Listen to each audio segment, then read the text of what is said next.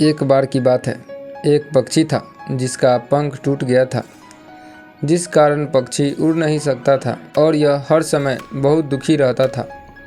वह पूरे दिन एक पेड़ की डाल पर बैठा रहता था और दूसरे पक्षियों को उड़ते हुए देखता था।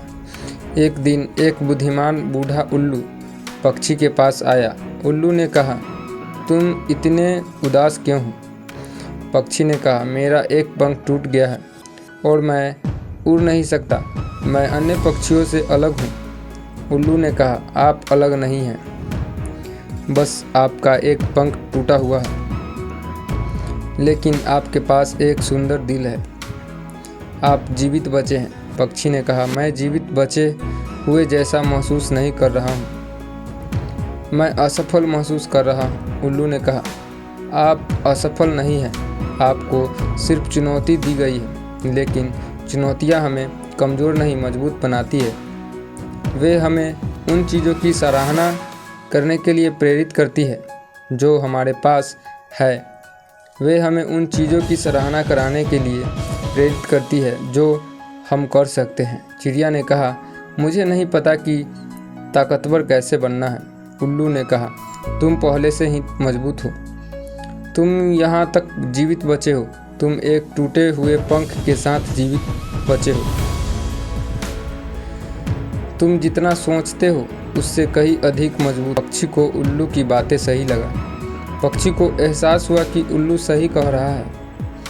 पक्षी ताकतवर था, पक्षी यहाँ तक जीवित बचा था, पक्षी टूटे हुए पंख के साथ बच गया था। वह पक्षी फिर से उड़ने का फैसला किया।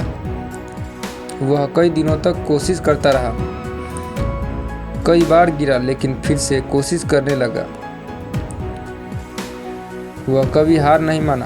उन्हें खुद पर विश्वास था और उसी तरह पक्षी फिर से उड़ने लगा। पक्षी टूटे पंख के साथ खुले आसमान में उड़ गया।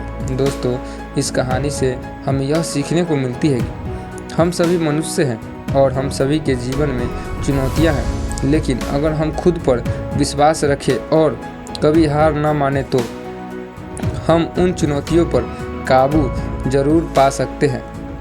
अपने आप पर यकीन रखो, आप जितना सोचते हैं उससे कहीं ज़्यादा मजबूत हैं। यदि आप खुद पर विश्वास रखते हैं तो आप अपनी चुनौतियों पर काबू पा सकते हैं।